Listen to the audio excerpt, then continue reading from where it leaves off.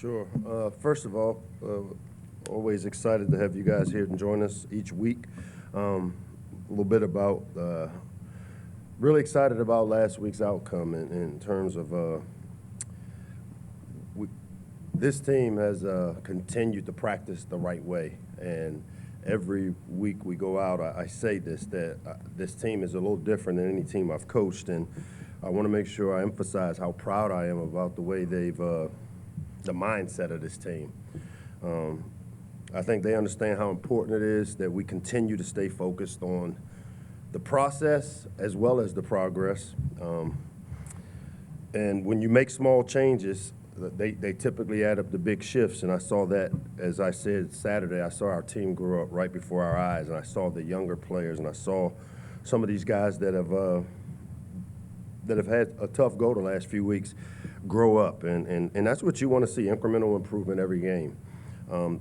That's a little bit of a part of the investment that I talked about a week ago, investing in the longer-term changes that will make us better, that with each player, each coach, every decision we make being focused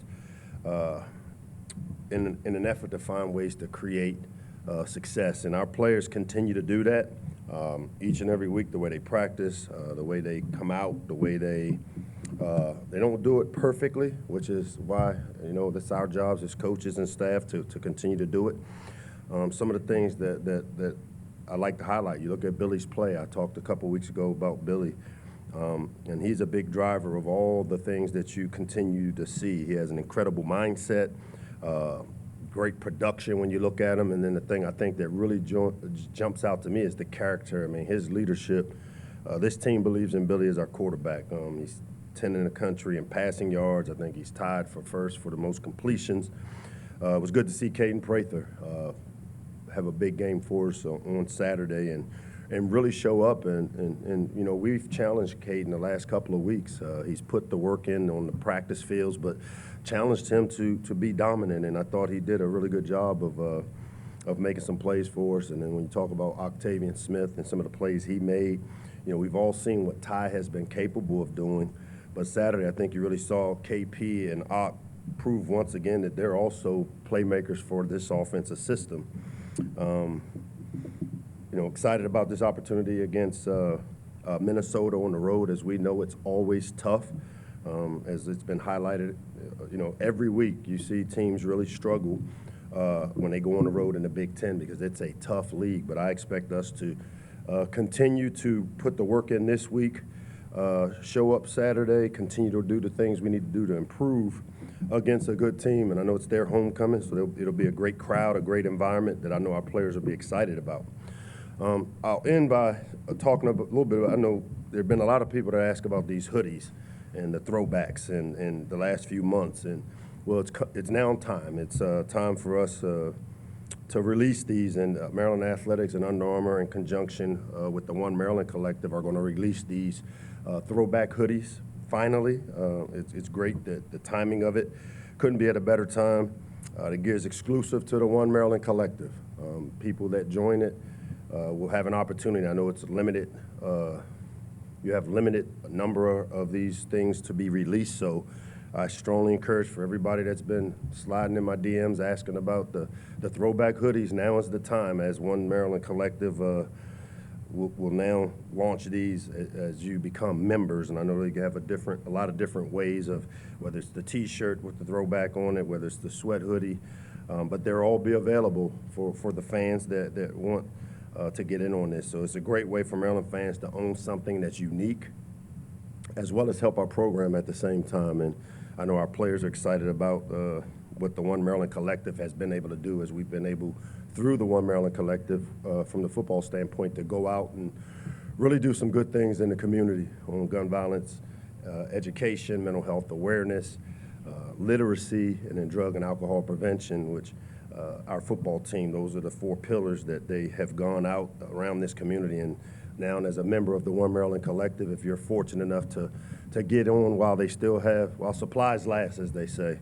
So jump on it early. Our captains for this week, Josh Kaltenberger, Tajay Johnson, and Roman Hemby will serve as our game captains as we go up to Minneapolis this week. with that, I'll open up the questions. Good afternoon, Mike. Dave, are you guys closer to me than normal? I think we shift around. It's like the San Andreas fault. Like, Yes. you guys want to get in line for these sweatshirts, huh? In theory.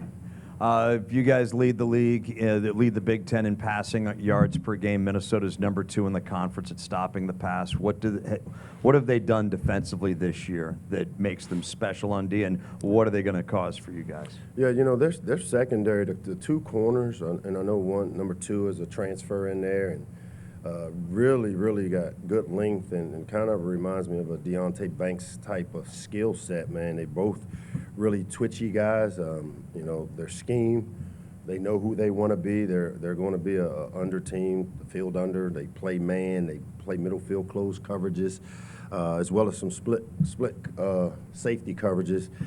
You know, both those guys are really talented man-to-man cover guys, and when you watch them, they play man against all the teams, SC, North Carolina.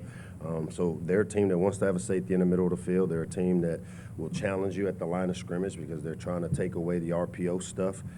Really sound on defense. I think they're top 10 defense, man, and they have been year in and year out, really consistent with their scheme. They're big up front. They got great length, athletic, and like I said, their corners have the ability to kind of play man, which allows them to load that box up to stop the run. And 7 games into the season, most teams have an identity. What do you feel this team's identity is, and how different is the identity from what you thought it might be back in August? I mean, it's what I thought. So, I mean, our identity is we're a developmental team that will get better incrementally as the year goes on. When you're inexperienced up front, you know, I say young, but it's more inexperienced than young at the offensive line. I see us getting better. I see some of, like I said, the decisions that were made. I saw some incremental improvement with us being on the right people a week ago and running off the ball a little bit, which happens. It doesn't necessarily happen because of the change. It happens because we get to go out and do it every day, and you'll get better by doing it. I think we're still the same team that I thought we were. We have great skill players. We're a little inexperienced up front and inexperienced at the corner position. But as I said Saturday, I also saw those guys start growing up, and couldn't have happened at a better time for us. A much needed win for our program to give it that shock of confidence that to help us kind of get our confidence back. Mike, I know you've told us sometimes we have a tendency to make too much out of one game, but with that in mind, how much better does 4-3 look going into the second half of the season as opposed to 3-4? I mean, obviously, it's definitely something that it's where we wanted to be, and so we accomplished our goal. We didn't get voted off the island this week, which is, you know, transactional. College athletics, college football is a transactional deal where it's, you know, what have you done for us lately? I like the way our team has continued to fight. It hasn't always been the results that we wanted, but as I've told them, we're going to try to stay process and progress oriented right now, and that's where we are. So if there's a change in anything, it's that let's stick to the process and the progress right now, and as we, you know, get into the meat of our season. You mentioned small changes. Are those adjustments schematic, personnel, Everything. mental? I mean, yeah, a combination. Everything. Personnel, staff, you know, play calling, everything. I mean, we all are. We always evaluating what we're doing and how to make it better. And, you know, the thing I told our team a week ago is that when you feel like things around you are all over the place, that's where you just kind of go and look into yourself and figure out what can I do to be better. And that's, to me, when I talk about the small changes, we're constantly, and when I talk about being a growth program, a growth mindset, we're constantly trying to figure out how can we get better faster. Because we don't have a lot of time. We know that. We got to get better fast. So the small changes, I thought we saw some incremental improvements in some of the things we made decisions on, and it's very atypical of how it happens. Hey, Coach. Cam Edge transferred this week. I wanted to ask you kind of, from your perspective, working with the quarterback so closely and in the modern day of college football, how difficult is it to get a really good just backup quarterback that stays around? I mean, it seems like it's sparring every year, or sparse in every year. It seems sparse here or all over the country? Oh, yeah. I mean, it's tough, but we've had a backup quarterback. Billy Edwards been here for year 3, and, you know, it's just a matter of, and this is the great thing about what the new landscape looks like, because I have no problem with the decision that has been made. As you guys know, I don't talk about it a lot. When they leave, I let them leave how they feel they need to, and it should be that way because, I mean, these guys are 18 to 22-year-olds that are trying to figure life out, and it's a lot like, you know, going out and breaking plates in practice where things don't happen the way you want them to happen, and, you know, sometimes you fight through it and you keep persevering, and sometimes you reset and figure out that maybe this ain't the place, and that happens, whether it's coaches, players, I mean, staff. You know, when you're a program like ours where we're constantly in the growth mindset deal, I mean, everybody's looking for how can I create value, not just for the team, but for myself. And so some of the decisions are made, but it's the landscape, so got no problem with that. And then can you just explain like what a backup quarterback's role is, whether it's through the week on game day? What do you, especially now with guys cycling in at multiple schools, what does it look like on a Kind of looks week-to-week like what a basis? student reporter looks like with a professional reporter. Well, I'm not, man. You're learning. You're here learning, and you got guys behind you that have been doing it a while. And it's very similar. You wait your turn, you get better at it, you write your stories, you prepare yourself as if you're working for the job you want, which you do a great job of. And, you know, that's what a backup quarterback does. He prepares for the opportunity that isn't guaranteed, that you aren't guaranteed to get. And that's not always how this generation, that's what I said, the landscape of college athletics is different because they do have this ability. And I'm all for it, you know, because, again, I'm of the opinion that if a guy doesn't feel like this place is the best place for him, go find that place that fits what you're looking for. And you know what? Sometimes you make mistakes. Sometimes guys decide after a while, like, hey. And so it's a good thing, and it's one that I have no problem with. As Gene mentioned, that you're 4-3 instead of 3-4. How important is it to maintain that momentum before you head into the second bye, and particularly the November stretch? I ain't worried about all that. I'm worried about this next game. So as far as the stretch, the all that, this next one is the most important, and it's kind of been how we've approached it. The progress, you know, that we need to make is let's build on some of the things we did well. I think I talked to you guys about wisdom a week ago. That's the negative and positive experience you have that allow you to make good choices now. And so the wisdom that we've gained from the first half of the season, it's up to me to make sure that we take those things that we've learned, apply them to help us find a way to go up to Minneapolis and get a win. All the rest of that doesn't matter. The only thing that matters to us right now is what happens when we go to Minnesota. Hey, Coach. I up, talked to Ryan Davis a couple of weeks ago, and To who? Ryan Davis. Okay. And he kind of mentioned me the importance of the system you have in place, where it's kind of a marriage between strength and conditioning, and also the on-the-field work. Something that he hasn't necessarily. It hasn't been the case for him for his previous stops. Why do you feel it's so important to kind of have that marriage where whatever you're doing on the field, it's matched with how you're keeping the guys conditioning-wise and strength-wise?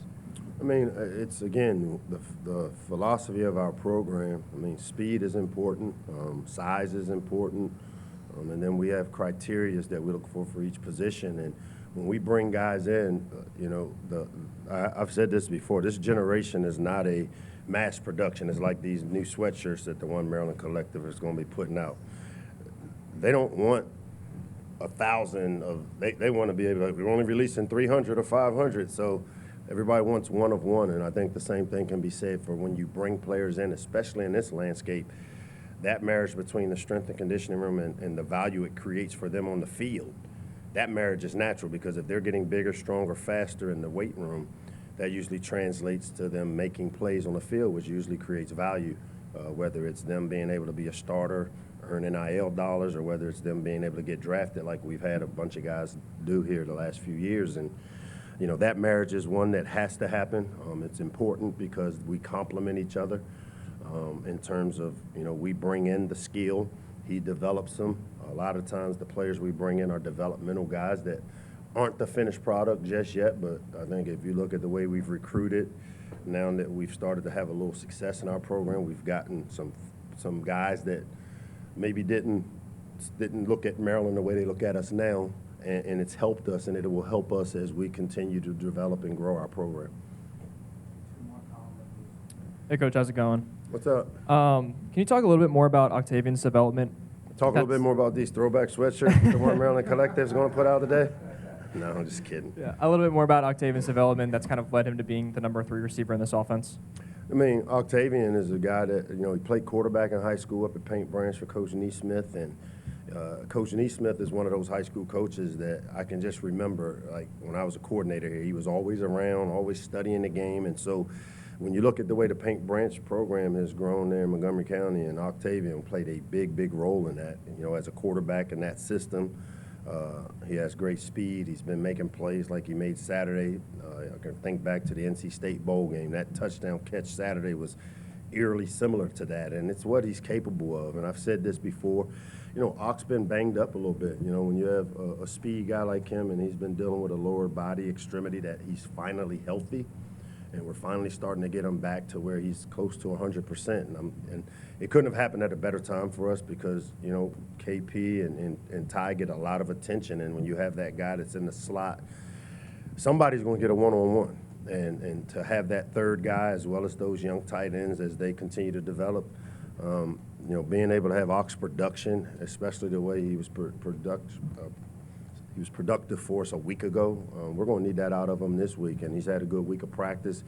He's been one of those guys that, as I talk about the transition from, like how Ty made that transition this year, I'm starting to see that out of Octavian in terms of how he's practicing, in terms of his development. You see him crafting and learning and really getting into crafting as a receiver, and it's starting to show up on Saturday for him. And in August, you said he had some issues in the summer, maybe was behind the 8 ball. What has he done to kind of correct that and kind of earn his spot that he's in now? He's changed his habits. He's created the winning habits that you need to have to make plays like he did Saturday. And it's just part of growing up, man. I keep talking about it, and I think you guys don't understand that you have to grow up. Like, they come in as 18-year-olds. I mean, you were 18 before, right? How old are you now? 21. So, I mean, you're not the same guy you were at 21 as you were at 18 when you showed up here. And sometimes we don't always give players that grace because there is an expectation now. And I get it, but it's my job as a parent and as their coach to protect them and allow them to grow at the pace they need to while still trying to figure out ways to speed it up. And I think Ock is a byproduct of it. Ty's a byproduct of it. Glenn Miller's a byproduct of it. It's just the way this program is set up that you'll see players continue to develop and grow and improve, which is what it's all about for me. Coach, so I'm watching the game up here, and it's 28-14, and we're driving. You want to leave? And, well, we were losing, Okay. and I said to myself, I know Lox is going to go for 2. What went into that decision, and was it just something you had said, I'm going to do this no matter what, because you said you wanted to take the day and try and take the win, and that, without question, that led to the victory. No, I phoned a friend. I got online and called a friend, and I got online. He looked on the comments during the game and saw, like, Lox needs to go for 2 here. So that's why it took me a little while when they were reviewing it, and when I got the call back to say go for 2. Votes might have been against you, though. In other words, I'm just saying, I phoned a friend. No, I mean, we study it. I know that a lot of people think we don't know what we're doing as coaches a lot, but we rehearse everything. Just like you rehearse your questions and you rehearse your stories and you write them down and you make corrections in between before you get it to your editor. I mean, we do those things too. Unfortunately, every decision we make, you guys get to judge, and I'd like to, get to judge some of y'all's first writings that you write when you do your first story before your editor slices it up. You know what I mean? Let's put that on there. So we use the analytics of it. You're down 2 points, it tells you coach's decision, or when you're down 2 scores late in the game, you're going to have to go for 8, or at some point, if you want to win the game, you're going to have to go for 2, or you go to overtime. Well, I had made the decision that we were playing to win. I told our team. That's why we went for it on 4th and 3. I think Sam asked me, didn't you ask me that question about 4th and 3? Somebody did Saturday. But that's an example of messaging to your team, this is how we're going about it. We're going to play to win. We went for 2, had a great call, great successful scheme, got the 2 points, and it made it a little easier. So now you score the next touchdown, you win the game. If you didn't get it, you still had an opportunity to tie the game for going for 2 after the second score. So it's not a lot. It wasn't that hard of a decision because we rehearsed it, we used the analytics. But I will also tell you that, you know, when the map and the terrain don't match, we're going with the what? The terrain. And so in the course of that game, we could have kicked it, tied it up, and went in overtime possibly. But at that point, for me to send a message to our team that may, you know, reverberate across the rest of the season, I think it showed that we were playing to win. Thanks.